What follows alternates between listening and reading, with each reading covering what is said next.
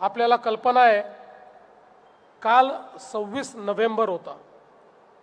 26 November म्हणजे संविधान दिवस। 26 नोव्हेंबर 1949 रोजी भारताच्या संविधान सभेने भारतरत्न डॉक्टर बाबासाहेब आंबेडकरांनी लिहिलेलं संविधान हे अंगीकारलं आणि भारताच्या जनतेला ते अर्पित केलं आणि मग तेच संविधान 26 जानेवारी 1950 रोजी संपूर्ण भारतामध्ये लागू झालं।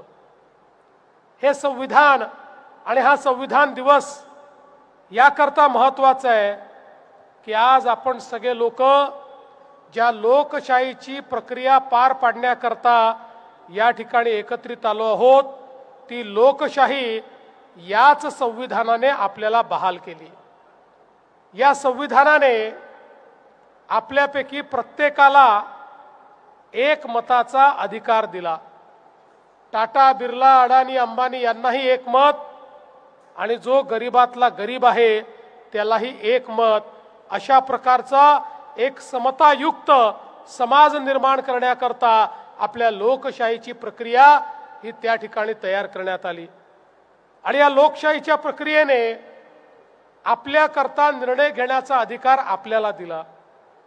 देशाचं सरकार कोण असेल आपण ठरवतो, राज्याचं सरकार कोण असेल आपण ठरवतो, आपल्या शहरातलं सरकार कोण असेल हे देखील आपणच ठरवतो।